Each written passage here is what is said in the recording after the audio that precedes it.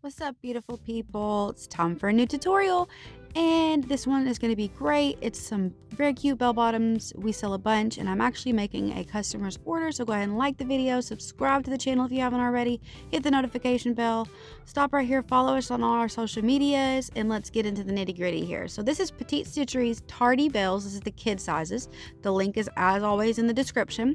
It's designed for knit fabrics. You will need 1-inch elastic, and there are baby and women's sizes to make some matchy sets. All right, so let's get into what you need. You need 2 of the back piece and 2 of the front pieces here. I'm doing the wide bells with the elastic waist cut, and it is custom here because she wanted a 3-inch waist, or size 3T waist and 2T length.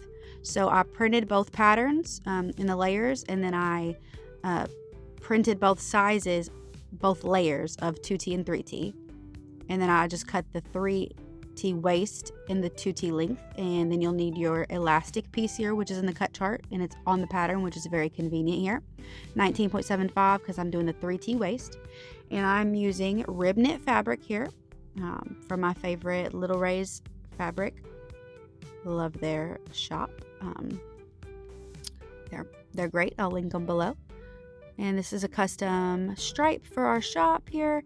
And this is how I get the most out of my fabric here. So I cut it a little different because the stripes, it's our best seller. So I use, I try to keep as much fabric as I can. So you're getting a little inside scoop to how I cut my fabric here.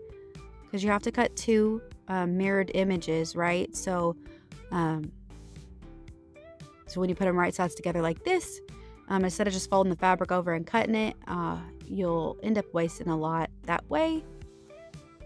But hey, if you want to do it that way, go ahead. But this is a little tip to save you some fabric.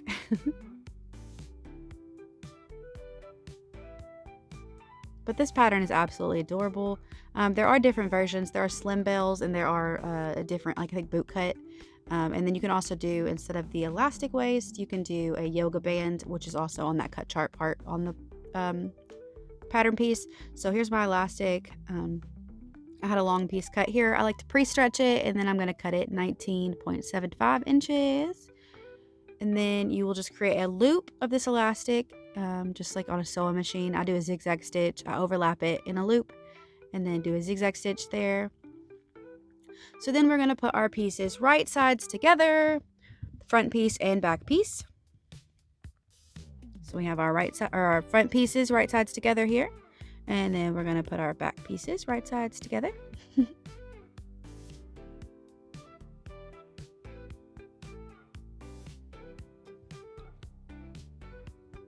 And this pattern is super easy to sew. So then we're going to do the crotch curve here on the front and the back piece.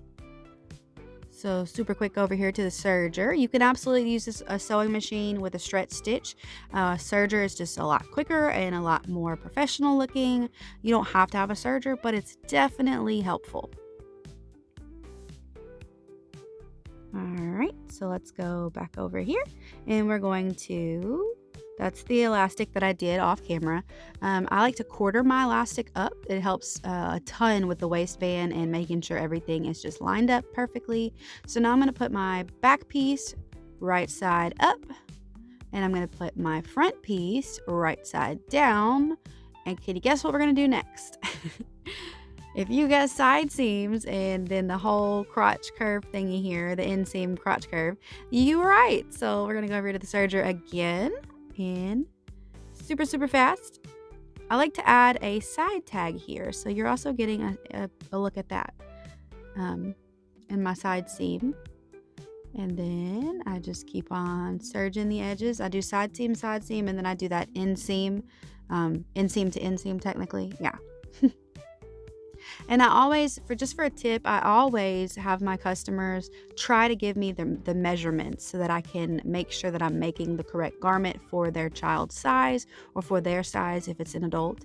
I feel like that's the best thing to do. So not everybody can read a size chart very well, and if you're doing this and you're the experienced one, it's kind of important. All right, so now we're going to add our waistband. I like to add mine. That's why I corded the waistband up, so all 4 pieces will meet at a seam. So we have our 2 side seams and our front and our back seam, and that's what I do. I just clip it on there. This will help make the perfect amount of stretch between each point here, so that we don't have like bunches somewhere. That's called quartering.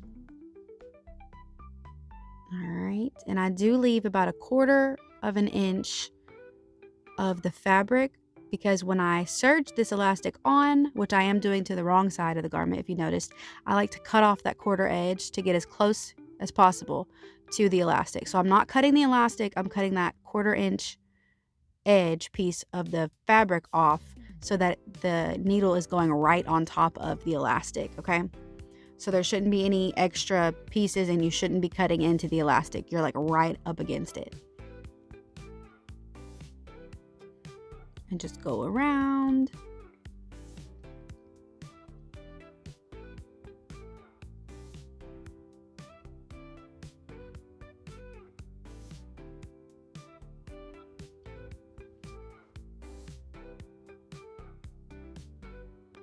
I just noticed I have bruising on my hand. We put our floor in. We have a vinyl floor that we just redid, and yeah, I like smacked the crap out of my hand with my mallet. Here's a little quick tip to add a tag. I like to lengthen a stitch and add it in like that. That's the best way to get it to go on there. And then now I'm gonna go ahead and top stitch down the waistband. When we're using 1 inch elastic, that little line, the thin line right after the closest thick line is the one that you're going to want to line up to, and it'll be perfect every time when you're using 1 inch elastic. So you're just going to stretch it flat, and I like to just snip my ends here and then just overlap about 1 inch and pull it out. And that's what it looks like there. But yeah, as I was saying earlier, I totally smacked my pinky finger with a mallet trying to put the floor in. So yeah, not fun. But the floor looks great, and it's done. So now we're going to hem the bottoms here. And I do have a quick tip video on my cover stitch to show you exactly how to get perfect hems. I like to look at it from underneath, because of course you're top stitching, like you're doing it on top of the garment, so you're not sure if you're folded just correctly, if it's catching the underneath. So check out that video, cover stitch video. It is definitely a game changer for hemming garments and having perfect hems every time. All right, but like we're pretty much done. So you just overlap again, make sure both of those bells are hemmed. And these are super cute. Love them. Super wide flares. You can use all types of knit fabric. Hope you guys enjoyed this video, and thank you so much for watching. See you guys next week. Bye.